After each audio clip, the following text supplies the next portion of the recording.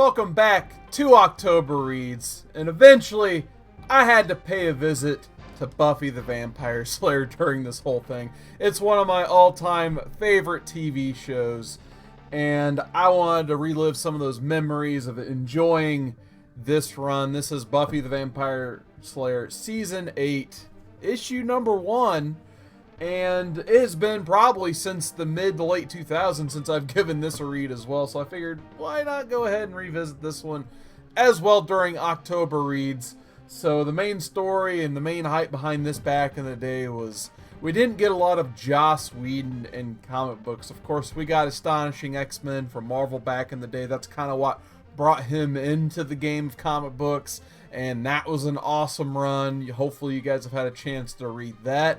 But I think somebody somewhere down the line is like, hey, you're enjoying writing X-Men, why don't you use that platform of comic books to bring in Buffy and make that comic book bigger than ever? Because Dark Horse had the Buffy license, there just wasn't a lot of buzz or excitement around it, and it wasn't until I think this was 2006, 2007 whereabouts, where it was really starting to get exciting in the Buffyverse and comics, where Joss Whedon finally decided, like, I'm going to start writing a whole run of, like, what if Buffy the Vampire Slayer the series kept going, except this time we have no budgetary restraints because it's in a comic book form, and you immediately see that impacted in this issue. So in this issue you basically get Buffy. She is now in charge of an army of vampire slayers.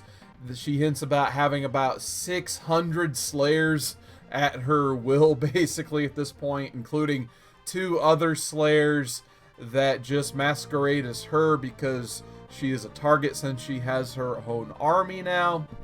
And I do like that they name drop one of the Buffys is basically dating this guy publicly named the Immortal, and they go partying every night. That is of course like an Easter egg for an episode of Angel where him and Spike are trying to hunt down Buffy and the Immortal, and they could just never catch up to him. There's always just hijinks and stupid things. It's a comedy episode of Angel. It's one of the few in, well, actually not even few, but it's one of the ones in season 5 of Angel. I highly recommend it. But anyway, back to this. You establish that Buffy is in charge of a Slayer army, and she basically has her own Oracle slash Felicity from Arrow in Xander. So Xander has a bigger role than ever now in the operations of Buffy, so it's pretty cool to see that. And even he has his own little team of slayers that just sit in this war room basically, helping them understand what's getting ready to happen and what's going on. They're making General Fury jokes because he looks like Nick Fury now with his eye patch that he got from Nathan Fillion in season 7. So as you guys can see, there's a lot of integration from the series here. It's not just really its own thing. There is a little bit of understanding of the TV shows to be had, of course, if you plan on reading this and getting the most out of it, which is a very good thing, especially when Joss Whedon's writing, but can be a detriment if you're not super familiar with Buffy and you're wanting to check this out for the first time as well.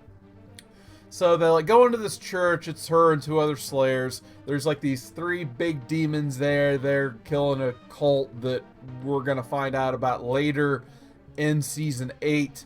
And actually the demons get the good of Buffy. They're about to take her out, but Buffy was actually the distraction, so 3 more slayers could come in helicopters with weapons and shoot from behind. That doesn't even kill him. It takes Buffy raising up a cross, like a big old church cross, and the monster saying like, fool, I'm not a vampire, I don't know what you're thinking. And then Buffy just shoves the cross right through the demon. So she's just like, well, that works. Meanwhile, the other crazy storyline going on here has to do with her sister Dawn. Dawn, for some reason, is a giant. She dated like a warlock type character, and they had a sloppy breakup, and she's the key, as we found out in season 5 of Buffy, so she's not entirely like a human being. So when she gets a spell cast on her, it has really weird effects. Thus, her sister is now a giant hanging out in their Scotland castle. Oh, by the way, yeah, their base of operations is in Scotland now because she blew up Sunnydale in the series finale.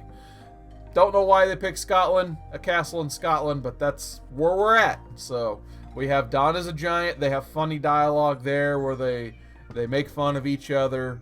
The chemistry between Dawn and Buffy, it's always chaotic. You never know what they're going to say to each other. But the one thing they also do establish is that Willow and Giles are kind of both away doing their own things currently. So unfortunately, we do not get those two key characters in here. This ends with basically the American Army. At least I think they're supposed to be the American Army.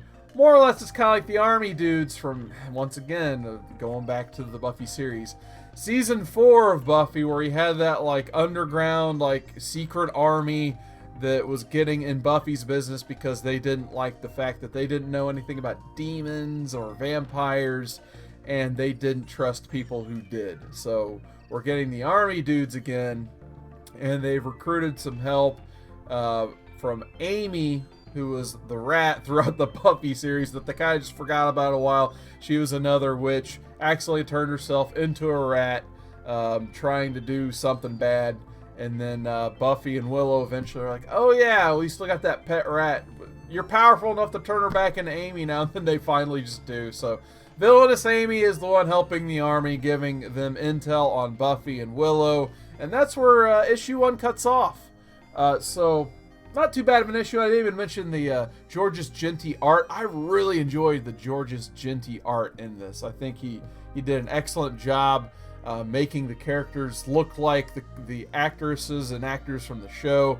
Like, Buffy finally looks like Sarah Michelle Gellar. Like, there's some previous Dark Horse ones where it doesn't quite look like Buffy at all, in my opinion, whatsoever. But Georges Jeanty, he hit a home run on this, I think.